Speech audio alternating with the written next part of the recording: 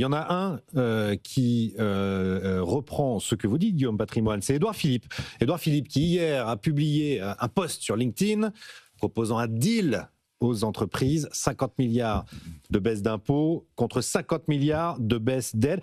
Il explique que la France devient un pays pauvre avec un modèle social de riches. Moi, je lui propose de compléter le deal. On fait 50 milliards de baisse d'impôts sur les entreprises pour essayer de les mettre à peu près. On ne sera pas à égalité avec l'OCDE sur les prélèvements sur les entreprises, mais 50 milliards. On les prend. 50 milliards de suppression des soi-disant subventions qui ne sont pas des subventions pour beaucoup. Il faut savoir où on va aller les trouver. Oui. Je rappelle que ces subventions, c'est quoi? Là-dedans, dans les fameuses subventions, les 270 milliards de cadeaux que l'État ferait aux entreprises. C'est déjà beaucoup, mais il y a beaucoup d'exonération de charges. Là-dedans, il y a de l'exonération de charges. Or, on sait très bien qu'en fait, on est incapable dans notre économie d'aller payer le niveau de charges sociales, notamment sur les bas salaires, qui serait exigé si jamais il n'y avait pas ces exonérations de charges. Ça aurait dû être une baisse de charges. Si les politiques avaient été sérieux, on aurait eu une baisse de charges sur les bas salaires, point barre. Ils ont choisi une exonération, donc ça devient une subvention. C'est quand même grotesque, quoi. Ouais. C'est aussi, par exemple, des choses aussi stupides que les 10% de TVA sur la restauration. Donc je ne sais pas si on a envie de passer à 20% sur la restauration, sur la TVA. Est-ce que c'est une bonne idée? Je ne sais pas. C'est aussi, par exemple, dont vous avez là-dessus, le mécénat. Le mécénat d'entreprise, les surdéductions quand les entreprises donnent à la Fondation du patrimoine, à la Fondation de France, etc., c'est considéré comme une subvention. C'est quand même une énorme rigolade. Et les Français pensent que c'est une subvention. Les Français, ils pensent qu'on a donné de l'argent aux entreprises. Moi, je propose de compléter le deal d'Édouard Philippe, s'il est sérieux, 50 milliards de baisse de dépenses publiques en plus. Un troisième bloc de 50 milliards. 50 milliards de baisse d'impôts, 50 milliards de baisse de subventions, si on les trouve, et 50 milliards de baisse de dépenses publiques. Et c'est possible de le faire. Est-ce que c'est tout à fait neuf, cette idée du double shift, la baisse d'aide, baisse d'impôts, Jean-Marie Vittori? Non, évidemment, et vous parliez tout à l'heure de remise à plat pour la protection sociale. Oui. C'est pareil, on sait bien que si on remettait à plat, si on repartait from scratch, on pourrait faire un système beaucoup plus intelligent, beaucoup moins cher et beaucoup plus juste. Et plus lisible. Mais à ce moment-là, il faut repartir. Ça suppose...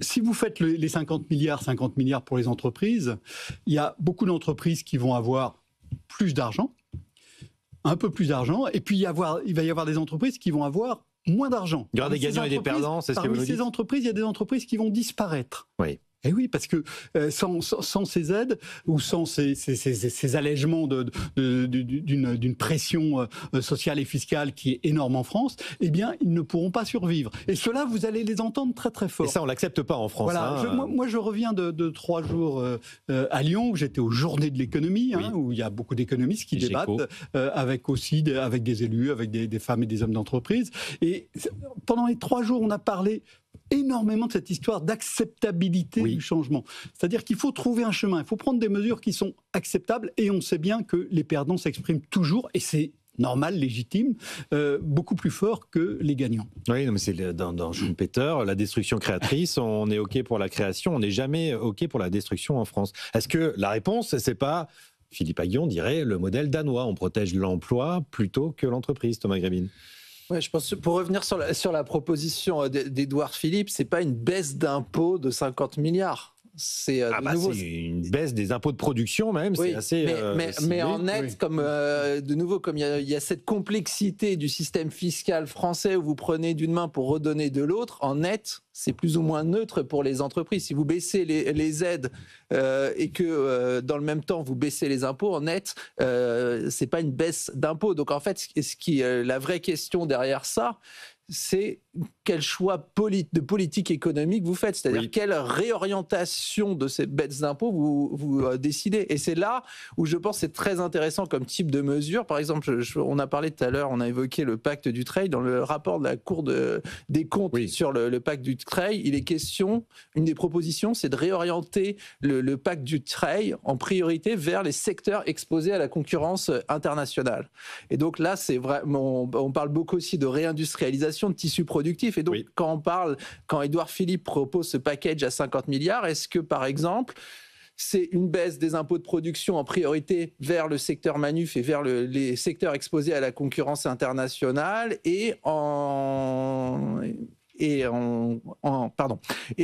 et dans le même temps, on augmente ou on baisse les aides pour d'autres secteurs plus abrités. Donc c'est ça, ce type de... On a parlé du secteur de la restauration, de la TVA sur la restauration. Oui.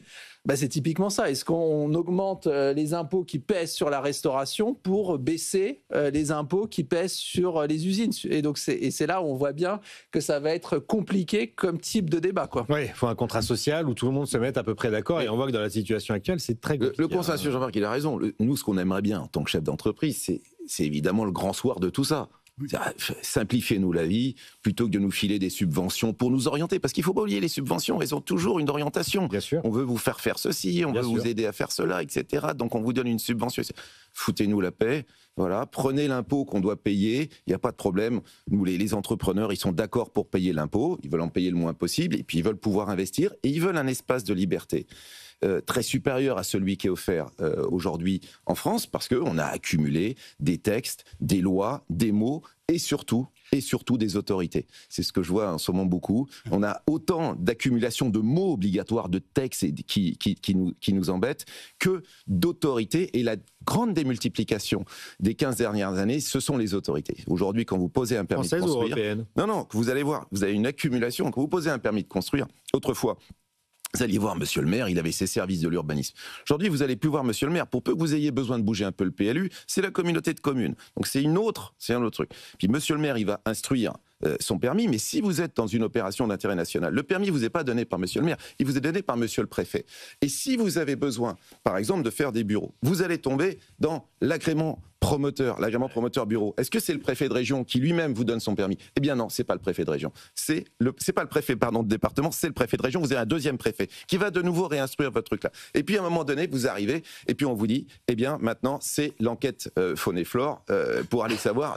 Et là vous tombez sur l'autorité environnementale qui vous trouve un coléoptère ou un lézard et qui vous arrête pendant 1 an votre friche industrielle, parce que la plupart du temps, évidemment, on construit pas en milieu, on est en milieu urbain. Nous on va plutôt là où il y a de la demande. Donc là où il y a du métro, vous voyez, là où il y a des trucs, eh bien là où il y a du métro, et des belles gares de métro, on vous trouve un coléoptère et un lézard et on vous regarde ça pendant. Voilà, la multiplication des autorités, les unes à côté des autres, non coordonnées, chacune ayant un petit morceau. Vous voyez, vous avez besoin de faire arriver une ligne de bus, par exemple, pour faire une promotion immobilière, pour un emploi, pour une usine, une ligne de bus en Ile-de-France. Vous dites ligne de bus, c'est tout simple. C'est tout simple. C'est la région. Eh bien non, c'est pas la région, c'est Île-de-France Mobilité. Île-de-France Mobilité, c'est pas tout à fait la région. C'est un peu la région, mais pas complètement la région. Donc, parce que dans Île-de-France Mobilité, vous avez... Attendez, je vais aller jusqu'au bout. Parce qu'une fois que vous avez convaincu Île-de-France Mobilité que ça serait bien que la ligne de bus arrive là, on vous dit, mais vous êtes qu'au début. Parce qu'il faut aller voir la RATP. Ouais. Et la RATP, est-ce que c'est la région ou est-ce que c'est Île-de-France Mobilité? Pas du tout. La RATP, elle dépend de l'État. Donc en fait, c'est encore une autre boîte. Voilà comment aujourd'hui la France est organisée. On démultiplie les autorités, on démultiplie les textes, on démultiplie les contrôles, et ça ralentit énormément les sportifs de haut niveau que sont les entrepreneurs français qui tiennent encore le pays à peu près à flot. Mais qui tient bien, on va en parler dans la deuxième partie de l'émission, mais vous avez été co-auteur d'un rapport sur la simplification. Pas un rapport, monsieur. Vous voyez bien? Pas un rapport. 372 mesures. Des mesures, des propositions faites, proposées, validées par le président de la République à l'époque, organisées, et appliquées ou pas? Dont les deux tiers, dont les deux tiers sont dans le droit positif. Ouais. Voilà, vous avez le Kindimo consent préfectoral pour un certain nombre de mesures. Autrefois, il fallait attendre un oui du préfet. Aujourd'hui, il vous répond pas, c'est oui. Voilà, c'est par exemple juste un exemple. La fin des déclarations de congés des boulangers en préfecture. Grande victoire. Ça datait de la Révolution française. Tous les boulangers devaient envoyer à la préfecture, il y avait quelqu'un à la préfecture pour récupérer les déclarations de congés des boulangers au cas où ils prendraient tous ensemble leurs vacances, vous voyez, et qu'il n'y aurait plus de pain dans la commune. Très important, l'organisation de la distribution du pain. Et quand ils bossent les jours fériés maintenant, ils se font taper sur les doigts. La fin du gravage des verres dans les bars. On pourrait en faire, il y en a 372. L'une des propositions d'Édouard Philippe dans ce poste, c'est évidemment aussi de simplifier. Alors ce que je trouve intéressant, c'est que c'est à la fois de la simplification, il oppose la France et l'Europe, c'est-à-dire plus de simplification et d'union au niveau des États et entre nous, entre Européens, avec un protectionnisme par contre européen. C'est ça l'avenir de la simplification ? C'est peut-être l'une des voies. Voilà, il faut y réfléchir. L'Europe est aussi une machine proliférante en matière de réglementation. Ça a été... C'est ce qu'avait dénoncé Geoffroy de Bézieux en quittant le MEDEF, en disant « Je me suis peut-être pas assez occupé de ça, mais aujourd'hui, le problème des normes, c'est surtout à Bruxelles que ça se passe. » Geoffroy de Bézieux a raison. Et il faut se demander aussi pourquoi il y a ces normes. Parce que chacune de ces normes... Elle part d'une bonne intention. Le but, c'est pas d'embêter Guillaume et ses collègues. À chaque fois, il y a une bonne raison. Et avec une demande de sécurité aussi de la part du consommateur, avec derrière, des citoyens. Souvent, pas toujours, mais assez souvent une demande sociale. Donc on en revient... Et j'ajoute, Jean-Marc, j'ajoute la complicité d'entreprises privées qui vivent de la complexité. Bien sûr, attention, évidemment. Attention, quand on vous parle de la complexité de la fiche de paye, croyez-moi, il y a beaucoup de gens, le jour où on avait commencé à tenter de la simplifier pour la rendre lisible, pour que les gens comprennent à quoi ils cotisent, on a eu des levées de boucliers, des syndicats, d'experts comptables, etc. Parce que c'est un business, la rédaction de la fiche et le contrôle de la fiche de paye. C'est devenu un business. Tout comme la réglementation environnementale, tout comme la CRDS. Alors, vous avez des bureaux d'études qui vivent de tout ça, de cette complexité, qui viennent vous expliquer, qui viennent faire en fait les traducteurs entre la complexité et votre vie du quotidien. Parce que vous êtes plus capable de lire même la profession d'avocat, vous pouvez plus lire un code aujourd'hui. Essayez de lire un code. Essayez de lire un code. Essayez de lire le code de l'environnement.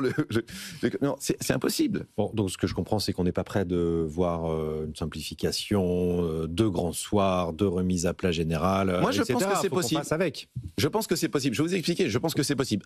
Il faut un ou une nouveau président de la République. 2, il faut un étage de l'Élysée qui fasse que ça pendant 3 ans. Que ça. Que produire de la norme de simplification. 3, il faut accepter ce que Emmanuel Macron n'a pas fait, de s'attaquer aux structures. Donc, pas simplement les textes, mais aussi les structures. Diminuer le nombre d'élus des collectivités locales, diminuer le nombre de collectivités locales, remettre de l'ordre dans les services préfectoraux déconcentrés de l'État, et avoir des vrais chefs, avoir des vrais responsables qui redonnaient du pouvoir à monsieur le préfet. Il y a une loi de décentralisation qui est attendue là au mois de décembre. Il faut le faire. Et puis ensuite, produire de la norme de simplification. Et je pense que c'est possible à condition que ce soit contrôlé avec un tiers externe qui donne la mesure de l'effort de simplification. Mais tous les présidents l'ont promis, ça. Non, mais, sauf qu'ils l'ont fait par pointillés. S'ils l'ont fait par pointillés. On en supprime 2. Depuis Pompidou, ils l'ont fait tous un peu par pointillés. Ils ont tous dit arrêtez d'emmerder les Français. Ils ont tous fait par pointillés des efforts de simplification. Ça a été Wörth, ça a été, etc. Tous, Raffarin l'a fait. Guillaume, Thomas. Je pense qu'un problème aussi, c'est qu'on n'est pas d'accord sur les objectifs. Et donc, par exemple, en Chine, ou sous la présidence Biden, il y avait un objectif clair, c'était l'industrie, et tout le reste était un peu soumis à cet objectif premier. En Europe, on poursuit plein d'objectifs. Donc, il y a des moments, c'est la transition écologique. L'année d'après... Parfois, et souvent contradictoire. L'année d'après, on s'intéresse à l'industrie. Puis, en fait, on se rend compte que si on met une norme sur l'industrie, il faut détricoter ce qu'on a fait l'année d'avant sur la transition écologique. Par exemple, zéro artificialisation nette des sols. Vous prenez les mesures qui sont prises d'une année sur l'autre. Vous voyez que vous essayez d'annuler ce que vous avez fait l'année d'avant. Et donc, ça, c'est juste parce que on n'a pas un cap très clair. Et donc, le fait qu'on n'ait pas un cap très clair et que par ailleurs, on veut accompagner un peu tous les secteurs, tous les publics, ça fait qu'au final, même s'il y a des... Mais il faut mettre un mot sur le on. C'est qui Je pense que c'est la puissance publique. Non, mais c'est collectivement, puisque aussi bien les ménages que les entreprises et que les pouvoirs publics ou les élus locaux, ils demandent ces mesures, ils demandent... Ouais, mais pas tout à fait. En fait, 90% du stock de complexité, je vous assure, il n'y a pas d'enjeu comme ça. Quand on supprime, par exemple, la visite médicale obligatoire de pré-embauche, on s'était dit, tiens, est-ce que c'est un enjeu social, etc. Autrefois, vous vous souvenez, vous recrutez quiconque, vous avez une visite médicale obligatoire à la médecine du travail. On a supprimé ça, on l'a gardé uniquement pour des métiers vraiment dangereux. Enfin, franchement, sinon tout le monde a un généraliste qui peut vous dire que oui ou non, ça va, quoi. Dans le truc. On a supprimé ça, on s'attendait à un grand soir avec les syndicats. Pas du tout, pas du tout. Les gens sont beaucoup plus intelligents qu'on ne pense. Les gens sont capables de comprendre que la complexité administrative, c'est pas le meilleur moyen de protéger la nature que d'aller compter les coléoptères sur une friche industrielle à Nanterre, au bord de l'autoroute, sur les talus de l'A86. Ça marche pas. Mais historiquement, c'est pas la première fois que la France se retrouve avec un corpus de règles qui est inapplicable. Et comment est-ce qu'on s'en sort ? Alors comment est-ce qu'on s'en sort ? Généralement, c'est... En filoutant souvent quand même. Non, c'est pendant des moments compliqués. Ouais. Si vous regardez le système fiscal, on a pu le changer à l'occasion de la Première Guerre mondiale. Le système de protection sociale, on a pu le fonder sur des bases apparemment solide avec la Deuxième Guerre mondiale. Si on remonte plus loin dans le passé... Il nous faut une bonne guerre pour remettre tout ça à plat. Il est en train de nous dire, au XVIIIe siècle, on avait des règles sur les métiers qui étaient effroyables. Ouais. Quelqu'un ne pouvait pas exercer un métier s'il n'avait pas été apprenti pendant des années dans des conditions définies de manière extrêmement rigoureuse qui empêchaient évidemment l'émergence de nouvelles activités puisque l'apprentissage n'existait pas. Qu'est-ce qui s'est passé ? On a eu la Révolution, avec le décret d'Allard, puis la loi Le Chapelier, qui a fait exploser ce cadre. Oui. Et c'était absolument indispensable. Mais on n'a pas su le faire en temps calme. Un dernier mot, Thomas. Ouais, je pense aussi qu'on a un problème d'organisation du pouvoir en France, peut-être lié aussi à la Ve République. Vous avez dit qu'il faudrait un étage en plus à l'Élysée pour travailler que sur la simplification de l'État ou la simplification des normes. Et quand vous voyez comment ça se fonctionne à l'Élysée, vous avez un conseiller qui est en charge d'un secteur, disons, oui. Mais ce conseiller n'est pas le chef d'une administration. Et donc je pense qu'à partir de là, ça rend très compliqué de faire des réformes complexes. C'est bien ce qu'on a vu par exemple sur la réforme des retraites à points.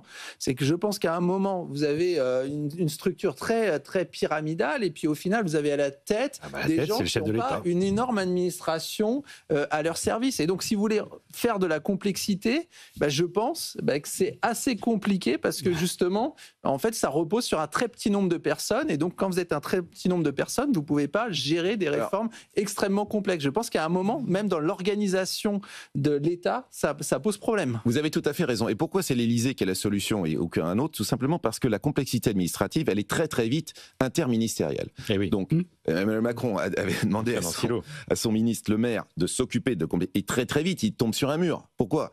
Parce que le permis de construire, c'est pas simplement, c'est évidemment de l'aménagement du territoire, c'est du ministère, c'est des ministres de l'Intérieur au titre du contrôle de l'égalité du pouvoir des maires. Donc vous tombez très vite, ministère de la Culture avec les ABF, vous tombez très vite dans l'interministériel, très très vite dans l'interministériel. Et donc le seul qui en fait a le pouvoir sur à la fois tous les ministres, mais aussi la haute administration, c'est le président de la République, puisque les ministres sont de passage. Alors encore plus en ce moment, mais un ministre, de toute façon, c'est pas un personnage éternel. Celui qui a le temps devant lui, dans notre système, et je pense que c'est bien, c'est le président de la République. Il ne faut pas qu'il soit hors sol, il faut qu'il écoute, etc. Mais c'est le président. Or, il a le pouvoir sur la haute administration, qui est essentiel dans la désintoxication à la complexité administrative. La haute administration peut être à la fois un énorme frein, mais aussi un moteur. Et moi, j'y crois. Donc, je pense que un message d'espoir.